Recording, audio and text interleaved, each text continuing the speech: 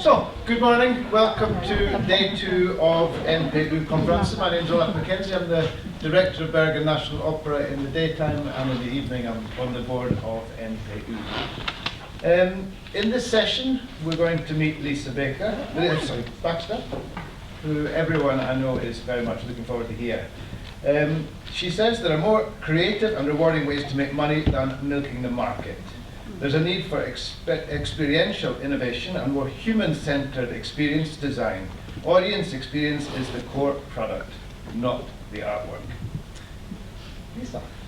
Hello everybody. It's so lovely to be back in Bergen. The last time I was here, I didn't even have my experience business cards with me. It was so new, and I felt like a real imposter. And now 8 years on, I feel less of an imposter, and I've managed to keep the business going. So, yay, go me. So, what I want to do today, I'm just going to turn this around a little bit. That if I speak too quickly, put your hands up, because I tend to get overexcited when I talk about this. Because what I'm doing is I'm talking about two subjects that are really close to my heart. Audiences and the audience experience.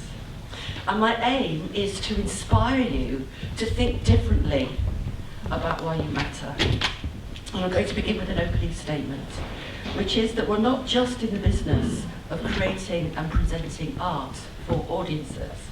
We are also in the business of designing and managing experiences for people.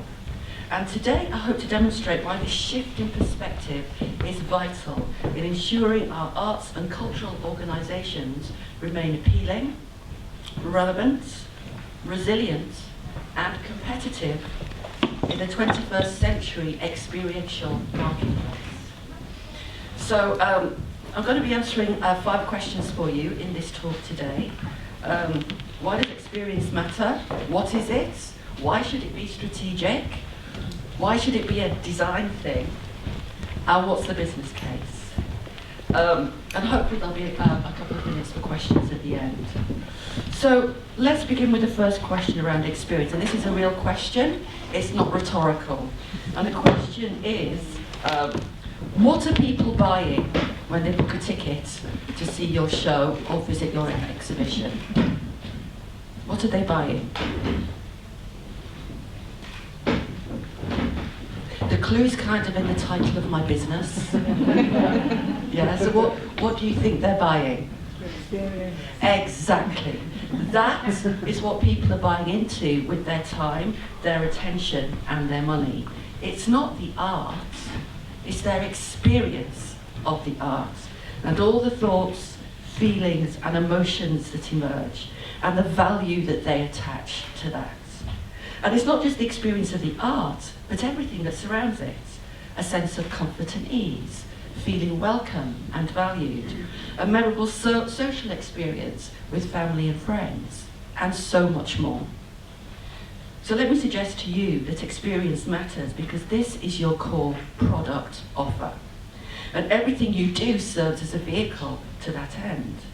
In fact, you could go so far as to say that the audience experience and the meanings and the impact they create are, in fact, your core value offer.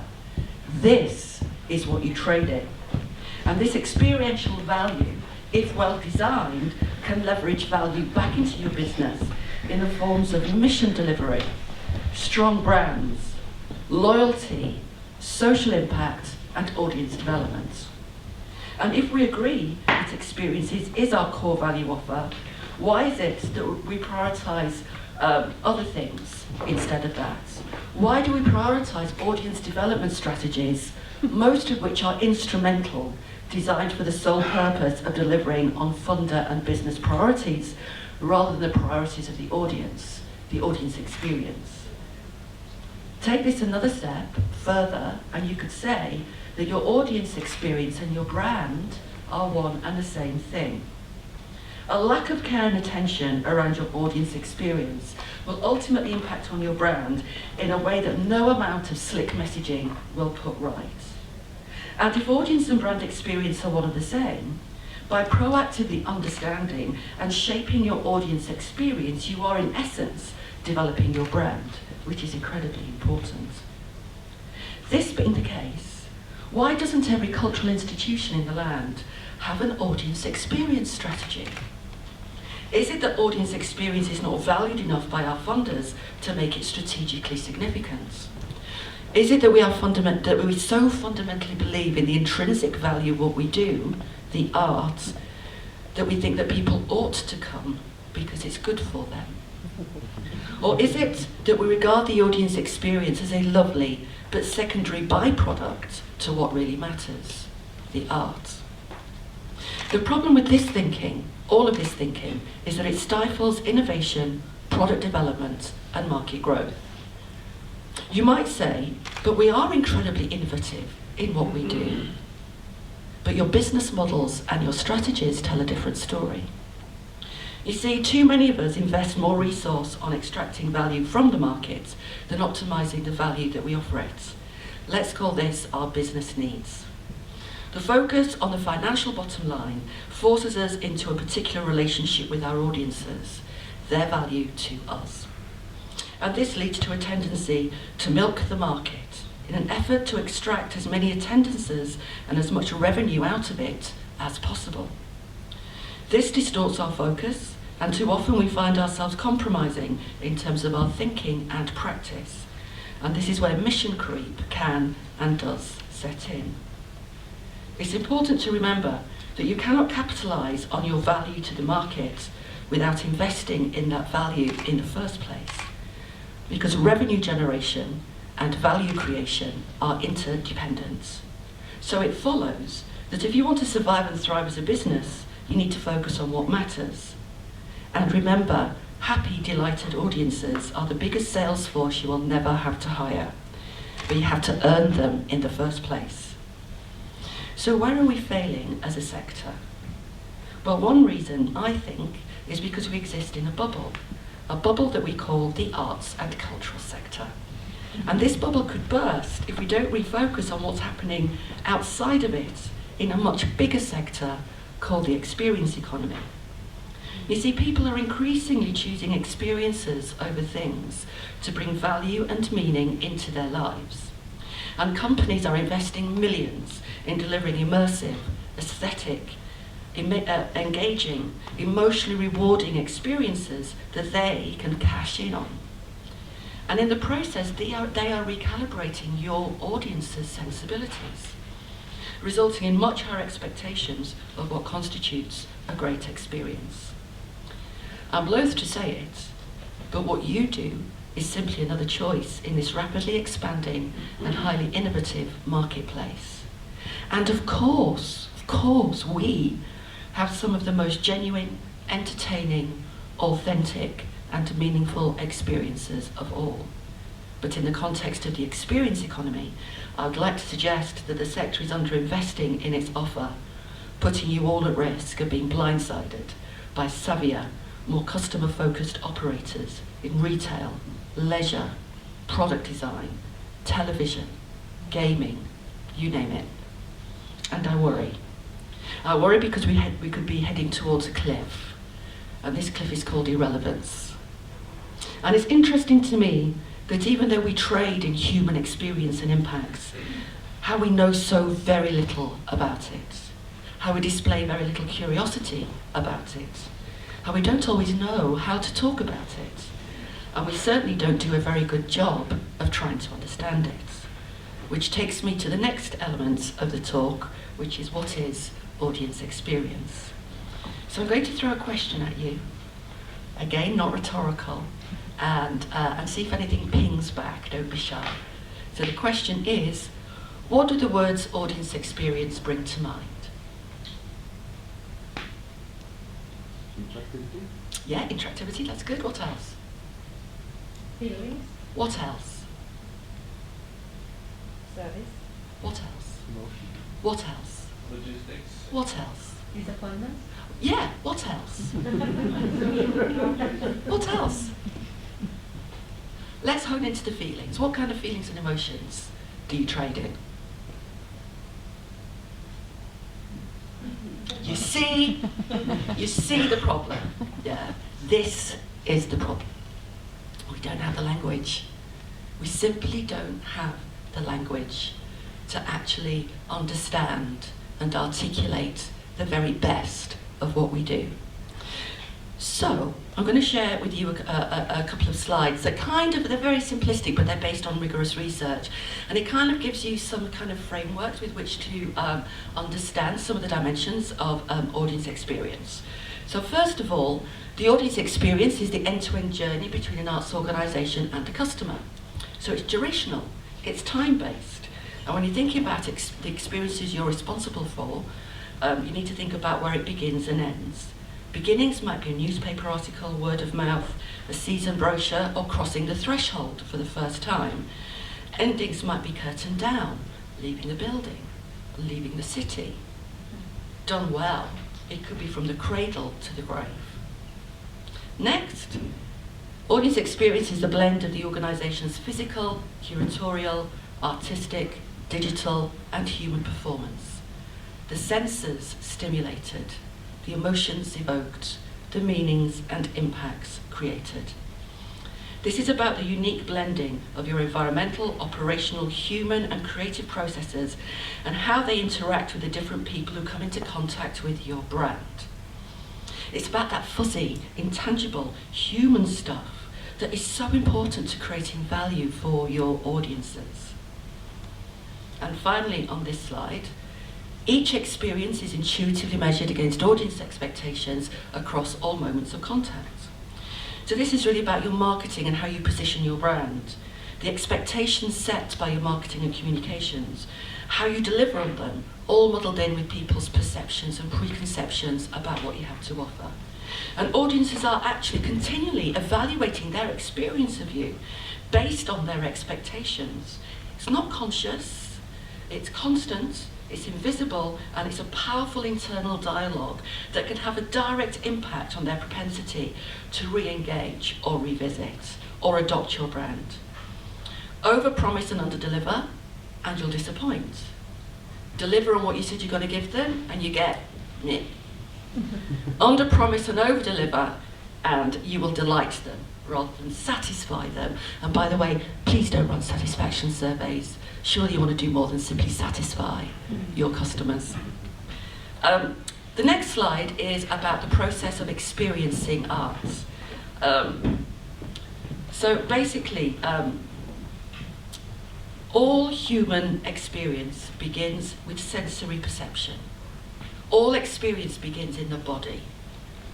So you know when you're watching dance, you can feel you're in a dancer. Yeah, so I do a lot of research around the audience experience of the arts and find out where people are experiencing whatever it is how they respond to the work, and getting them into this sensory perception is really important. And these senses, once awakened, lead to a corresponding emotion. And both of these moments are pre-thought and unconscious, and they happen in a fraction of a second. Okay? So you feel it here in your body, and then you feel an emotion. The experience happens when we become aware of what is going on. And the experience moves into consciousness, and we become alert to our thoughts and feelings about that experience. A meaningful experience is when something personally significant occurs, and we are struck by what that experience means to us. It feels like a depth charge. It resonates somewhere inside. And these meaningful experiences and impacts can shape and reinforce who we are. Or put another way, we are all the sum of our meaningful experiences and what we make of them. And then the next stage is meaning making.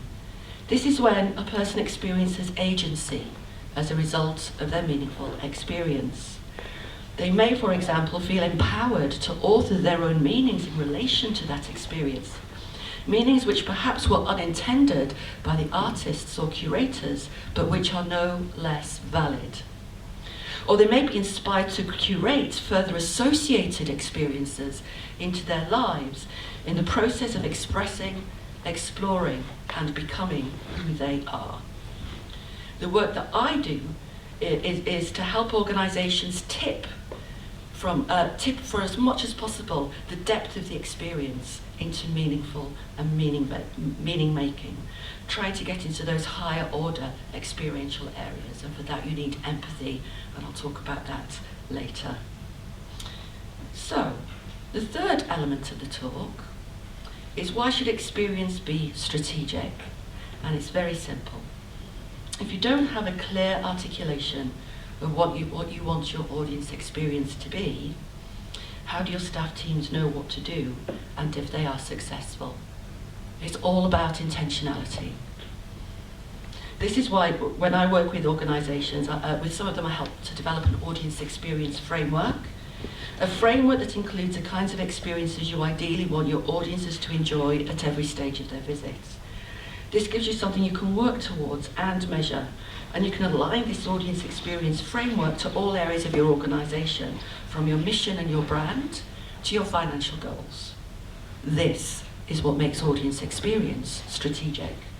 And without it, you are literally gambling with your product offer and your audience because you don't know what you're aiming for. So let me share a little bit about how I do this at its most simplest level, because I don't have a lot of time today. This is a deceptively simple audience experience framework that helps people consider what they want for their audiences. You start off with the underlying experience, the hygiene factor. If any of you are familiar with Maslow's hierarchy of needs, it's the stuff you need to put in place to enable them to be receptive to the experience that you want them to have. If they don't feel included, if they don't feel welcome, if there is no access, if there are queues, they go into survival mode and everything locks down. And you need to be able to, in designing your customer services and your buildings and your facilities and your staff training, you need to be able to make people feel as safe and secure as possible within your environment before then you move up to the in-the-moment experience, the stuff they've come for, the thoughts, the feelings, the emotions, friendships, social experiences, a great meal out, a blow-your-mind moment, whatever it is. And then the brand experience is what differentiates you from everybody else. Because when people are comparing your experience offers with others, they're not comparing it to other theatres, or they're not just comparing it to other theatres, they're comparing you to hotels, restaurants, cafes, theme parks, and the like, because you are operating in the experience economy. And the impacts are what you hope they will take away with them.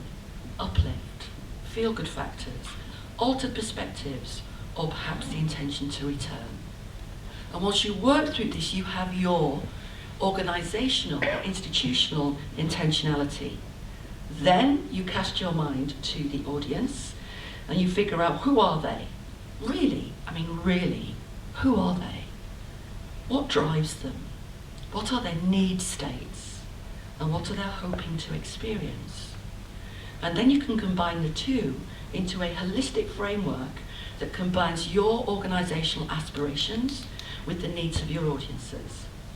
So I'm going to share one with you. It's not holistic in that it's not about a whole institution. It's something I did a few weeks ago for the State Museum in Stuttgart for their forthcoming blockbuster exhibition around the theme of fashion. You can see across the top we have 4 different types of target visitors, all of whom have a different relationship with the subject of fashion. The blue boxes are the deep underlying motivations behind wanting to visit the exhibition, and you can see that they are different for each type of visitor. In yellow are the experiential triggers which might tip them into the intention to visit. The green is the specific needs of each in relation to the exhibition, and the purple is what the museum could introduce to exceed their expectations. And you can see how across the 4 different types of visitor, they have both discrete and shared needs. With this tool, exhibition designers and curators are now designing a more personalised, appealing, relevant and impactful exhibition experience that meets both the visitors and the organisational goals. Oh, and by the way, it's also a really useful tool for evaluation. Because of the intentionality, now you know what it is that you want to achieve. Tangibly, you're able then to ascertain whether you've got there. So I've put a few minutes aside at this point for anybody who's got any questions about that, because that's quite a lot of content. So, does anybody have anything they'd like to ask about or share in relation to this? No? Oh, yes. Could you just go through, tell us who the souls were in could you tell us what they represent? Yeah, sure. So you'll meet one of them later. Oh. But now I'm going to have to try and remember. I'm going to have to try and remember who they are. So Waltraud and Wolfgang. They are die-hard Württembergians. They're the ones that wear the costumes on national days, you know, the lederhosen and the lovely dresses. They're very, very well off, and they've probably got some really nice vintage pieces in their wardrobe, even though their default is understated. So they're affluent, understated elegance. And they want to come to find out about the great designers and to witness some key pieces that they really want to sort of be in awe of. Isa and Ansel, let me get this right. Isa and Ansel are, oh yes, they're the teenagers. So they're really into identity. They can't afford posh clothes, but it's all about how you express yourself through the things that you wear. So what they want to get out of it is a real sense of fun and entertainment, recognised pieces by the people they admire. Affordability is very important, but we want to exceed their expectations by offering opportunities for self-expression through digital media and creating interesting links to popular culture to make elements of the fashion exhibition much more relevant to them. Nils and Nina, they probably work with the local car manufacturers, so there's Porsche and Mercedes-Benz in Stuttgart, lots of very wealthy young professionals, national and international, and they're the ones who wear the brands. You can see them in the streets, they're uber smart, they're kind of hipsters, but really, really cool, you know, sort of designer label hipsters. And what they want is affirmation. They want to see themselves in the exhibition. They want their taste to be supported and recognised. And the way that we can exceed their expectation is, and I think Catherine was talking about this in terms of millennials earlier this morning, is cool events and packages, so to provide some wraparounds that gives them different kind of social experiences into the event. And then Andrea and Andreas shop at Primark. They are cost conscious, it's fast fashion, and they really love to read celebrity magazines and see what everybody is wearing. So they want stimulation and fun, and they want celebrity, and so we're going to exceed their expectations by designing stuff that is hugely fun and entertaining in terms of activities. And so what they're doing now is that they're creating threads. They're weaving experiential threads, not pathways, not a trail, just threads, so that everybody gets a little bit of what they want at different points in the exhibition. And that's the difference between curation and empathic experience design. Does that make sense to everybody? Yeah? Anybody want to ask a question about that? Does anybody like it? No, I've got one nod, good. Anybody think, oh, it's too hard? Yeah? How do we know who they are? Well, we've got audience research, we have all the knowledge within the teams, and we invited real people that represented two of these visitor types into the workshop, so they were co-creational workshops, so that the curators could see the whites of their eyes of real people and listen to what they wanted from a fashion exhibition. And for those of you that thought it was too difficult, the workshop lasted 1.5 days, and we ended up with a roadmap and prototype ideas about what to do. So it actually isn't hard. It's actually very easy, and it's fun, okay? All right, are you happy for me to move on? Oh, yes? Yeah. Do you find it difficult to involve the whole staff and curators and everyone to sort of get into that mindset as opposed to sort of the old way of doing it? Yes, absolutely. Oh God, yeah, that's the toughest thing that I have to deal with, is trying to de-silo. And I'll talk a little bit about this later. But my mantra is I will only work with cross-departmental teams to develop organisational empathy, to turn them into intuitive experts in terms of who their audiences are, and to be able to sort of on the hop kind of invoke their practical wisdom. They can improvise because they're so well versed in the experience framework that it comes almost naturally to them. And the other thing is, don't treat your workforce as working job descriptions. We all have perspective. We all have creative muscle. And the whole point of this is to bring people together around one subject, which is creating entertaining and meaningful experiences for the people that you're here for. But that is my number one bugbear, is trying to get people to agree to work with cross-functional teams. Once they're in it, they're fine. It's just getting them in there in the first place. Yeah? Okay, let's move on.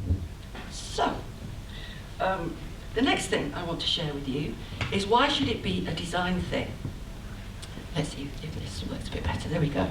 So I'd like to share with you a process that I embed in organisations to help them design the best possible experiences for their audiences. It's based on a number of practices: design thinking, customer experience management, creative problem solving, and customer journey mapping. And the beauty of this approach is it transforms staff teams from service deliverers and salespeople to the creative producers of the brand experience. It can be very engaging, it's hard work, it's a lot of fun, and it looks like that. And what I'm going to do is I'm going to take you through each stage and share images of what it looks like in practice to give you a bit of a flavour. So the first stage is developing your audience personas. These are pen portraits of your strategically important visitor types or customer types, either the ones who are coming or the ones who aren't. It can be, it's not just your sort of most profitable target groups. Each persona has a differentiating set of characteristics and need states. Need states is really important. Each helps you to understand their experience and improve design and to design and improve experiences with them in mind. So remember I introduced you to Nils and Nina earlier. So here they are. So you can see how they wear their super clothes and they've got their gorgeous shopping bags, and life's a breeze for them. But what we did was, if you look at the green down the sides, we tried to pick out what the deeper motivations are, the things that will really reel them in, and it's really important to just go beyond an interest in fashion. Affirmation, really important. Mystique of these designer pieces, incredibly important. Status in terms of their own sense of status because of the clothes that they wear, really important. The exhibition itself has to be really well designed because they've got very strong aesthetic sensibilities. So the value of using personas like this is that it brings your audiences to life. They're not just some disembodied target or tick box. And this helps you empathise with their point of view and help you understand what is required to deliver the most desirable and relevant experiences for them. The difference between these and generic segmentation systems is that personas are bespoke. They're rooted in your context, your town, your people. And they are an incredibly powerful design tool. It's also very good for audience development. So if this fashion exhibition were to go to a different city, we probably wouldn't have Nils and Nina. And maybe in the degree that we do have them, and maybe Wolfgang and Waltraub wear very different national costumes on their national days. So the next thing that you do then, once you understand who your audiences are, is you need to look at the touch points between you and them, the touch point interaction. Each interaction between your organisation and your audience has an impact. These impacts occur every time your audience comes into contact with your staff, your facilities, your services, your buildings, your website, your engagement programs, and your art. And it's the accumulation of these touchpoint interactions that define your audience experience.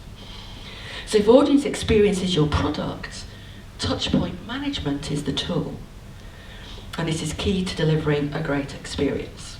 So when we do it in depth, this is what it looks like. 2 very different venues mapping the touch points of the audience's front of house experience. But you can apply it to all kinds of things such as exhibition design, educational activity, or even website functionality. Once we know where the touch points are that we want to focus on, we need to understand how the audience is interacting with those touch points. And we do that using a process called customer journey mapping. This is where you metaphorically walk in the shoes of your audience through an element of your experience offer, evaluating the journey from their perspective, resulting in a detailed narrative of the journey, expressed as a visual map or infographic that provides astute insights into the actuality of the audience experience. And this supports the development of improved new products and services. So, I thought we'd do one live. What I'd like to invite you to do is to think of the worst customer experience you have ever had. Preferably not in the arts and cultural sector. Think of a restaurant or a shop or something, but bring to mind the worst customer experience, something that really made you feel very strongly. Okay? And really try and tap into, those feelings. Not just the memory of it, but the feelings of it. And then I'd like to invite a volunteer to share their story with me. Who feels brave enough to do that? I can't show it unless you volunteer.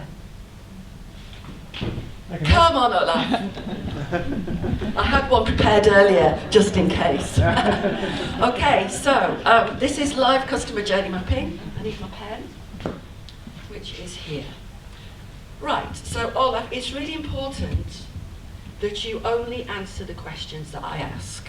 And the questions are important. So here's Olaf. There you are, little beard. And this is Olaf.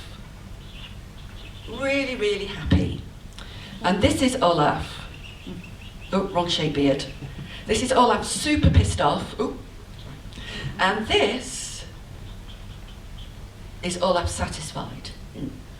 He's neither sufficiently happy or sufficiently angry for it to make a difference. This is the zone of customer satisfaction. Okay? So, Olaf, can you give me the context for this story? Insurance company. So, and why were you contacting an insurance company? My scooter was stolen. Oh, I'm sorry. My beloved scooter was stolen. Okay, so already there was emotional investment in it. So how did you feel when you first got in touch with the company? When I first got in touch, because I was just taking out insurance. Okay, so we'll put you here, shall we? So there you are, and so that is how you're going into the experience. So first you have your context. You're a little bit sad because your beloved scooter's gone, but you're going in quite transactionally to get your insurance. Yeah. What happened next? The next touch point? The next touch point, they mishandled the transaction with the Department of Transport, which meant I had to go out to Osana to fill out a form manually. Okay, so how did you find out about this? By accident, they didn't answer. I had to push. Let's go Finally, back. They told me. So you pushed and pushed. Shall we call those three? Let's pretend you pushed 3 times. How did you feel when you first had to push? Slightly irritated, but About here? yeah. Slightly irritated. And then you pushed again. How did that feel? I got some answers, but not all the answers, and they didn't quite tell me exactly what happened. So Down a little bit more? but still not entirely pissed off. Okay, and then the final time you pushed? Pretty pissed off. So how low shall we go? Not so low, but yeah. Okay. Yeah. And this was all because you had to do the hard work and they didn't really meet your needs. Then what happened? Then I discovered I had to go to the Department of Transport. They told me I could Wait a go- minute. So then you had to go somewhere. Yeah. How did you find out? Again, I had to ask. Where are we going? We were going to a place in the centre. No, where are we going here? We're very slightly down, but not particularly down. So now you've got to travel somewhere. Yeah. But luckily, I just had to travel to the centre of the city. Okay. But I waited for an hour in a queue. Oh, how was the waiting? How was that for you? Fantastic. I started working and Yeah? it was a pain in the ass, but it was. It was a pain in the ass. So were you staying on the same level or were you going down even further? Same. Okay. So they didn't do anything to make you feel worse, you just stayed at that level? No. Okay, cool. And then what happened? Then I was told that I couldn't do the transaction in the city. I had to go to Osana, which is on the outskirts of town, and that's And how did they tell you that? the Department of Transport told me. Yeah, but how did they tell you? Well, he was very nice, but Okay. there was nothing he could do. Okay, lovely. So how did you feel about that? I picked up with the insurance company who told me that I could deal with my transaction in the city. So where are we going? Way down. Oh, how far down? Oh, all the way to Osana. It's a long journey on a Friday afternoon and there's traffic. Okay. Then we'll do 2 more. Having dealt with that transaction, I then had to push the insurance company again and again and again. Shall we just do this? Yeah, pretty much. Thank you. And around about this point, I took my business elsewhere. Well, I was just going to say, at what point did your perception of the brand alter? Round about here, I literally have taken my business to another company. There you go. Boom. Thank you for the punchline. All right. Thanks, Ola.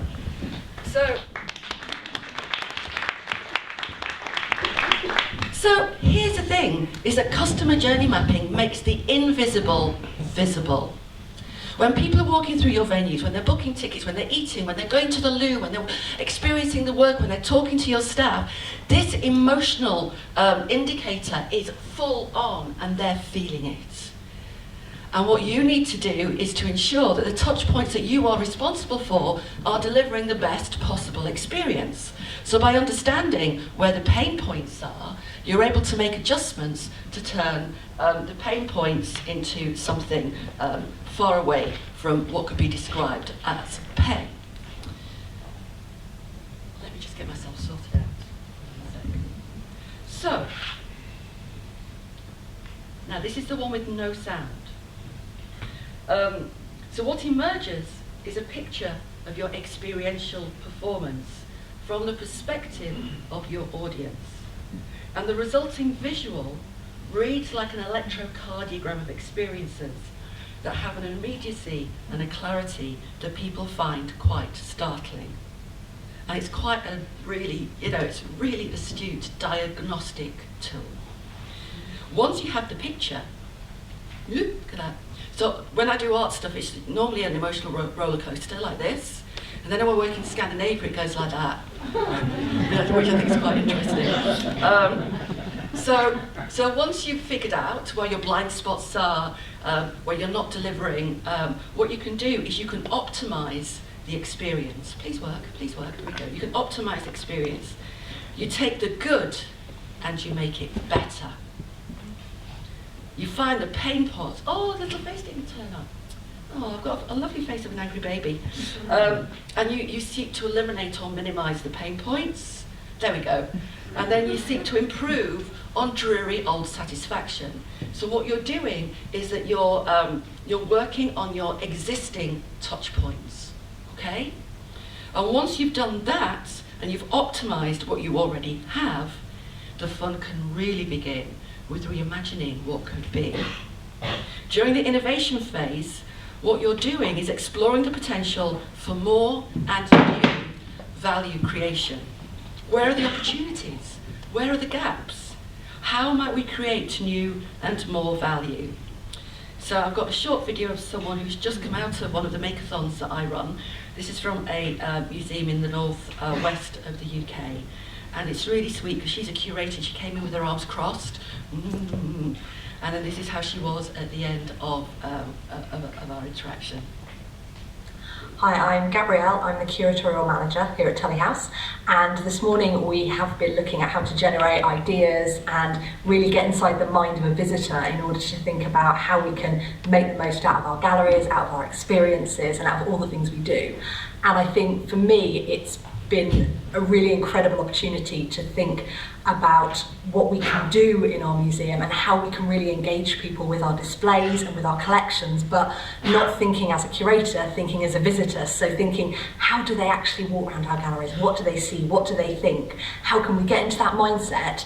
And then how can we generate so many ideas and get really excited so that we can give our visitors the best possible experience, which is great for me. I'm so going to milk that video. I just could have hugged her when she said all that lovely stuff. But once you've got your ideas, you don't just do them. That's the problem with the arts. Go, oh, I've got an idea, boom, and we go straight into implementation. Actually, the best way to develop great solutions to problems and sort of realise potential is to prototype your ideas. They didn't just build Mount Rushmore. I love that picture and this picture of all the little prototypes, and it got bigger and bigger and bigger. until they came up with a final one. So prototyping is a tool for stress testing your ideas. It helps you try something before spending a lot of money on it, enabling you to fail well, fail early, and most importantly, fail cheaply, saving you a lot of money further down the line. So here, sort of quiet video, yeah, that's good. So I do this by running makeathons that look like this. Working in teams, we use any creative material to hand to create prototypes of the ideas. And if you look at the picture in the top left, I always insist that we express what the experience will be, because that's what we're designing. So we're not designing the stuff, we're designing the stuff that happens in the quote bubble. So we always need to make sure that the experience emerges from the prototypes. This is the fun bit, and it's really effective, and you can run a prototyping day for less than £20 in terms of materials and the stuff that you need to do it. And then once you've developed a prototype, and you think it works, the next stage is to test it. Ideally with your audience. So here are 2 theatres testing prototypes for their Christmas shows with audience representatives. The aim for both was to build their family-friendly brand by creating immersive environments front of house that added value to the whole experience for family audiences, and doing so generated more revenue for the venues. And it worked. Once you have the feedback and you make the necessary adjustments, then you're ready for the final step, which is to operationalize the idea. So that's the process, and my mission is to make this process the new normal. It needs to be a skill that all arts organisations embrace and embed in order to help them really focus on their value proposition design. And to do it in a way that looks like this, and I've created a little metaphor for you. So imagine your organisation as an orchestra. The musical sections, string, woodwind, brass, are all your different departments, and the score is your audience experience plan. The notes are all the outputs of the different departments, and the music is the audience experience. The conductor needs to combine a focus on each individual note whilst being attuned to the whole symphony, sweating every detail of the overall experience to ensure harmony.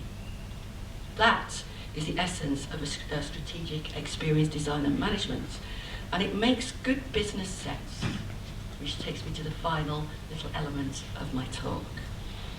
So, one of the reasons why it makes good business sense is that it can apply to all areas of a business, resulting in experiential excellence. I've applied my methods to all these areas up here, from small practical projects to ambitious strategic programs, and they always succeed in making a significant difference to the audience experience. And because I insist on engaging people from across an organisation in my work, it results in higher performing teams, because they get a deeper understanding of who your audiences are and what makes them tick. It encourages them to co-create the desired experience, work together in the design and delivery of those experiences, and as I mentioned earlier, it shifts their role from service providers to the creative producers of those experiences. The combination of experiential excellence and higher performing teams brings you competitive advantage. You get product and service improvements, new product and service innovation, a more appealing brand proposition, tailored experiences, delighted audiences, word of mouth endorsement, and increased appeal and profile. This inevitably leads to audience development, new audiences, different audiences, more frequent audiences, more loyal audiences, audiences as advocates, audiences as supporters, and audiences as givers. And what does more audiences bring? So, I didn't want to end my talk with a picture of money. So let's go back to why it all matters. Let's give you this reminder that this is what we're in this business for. Just have a look. Thank you for coming to my talk, and I hope you found it.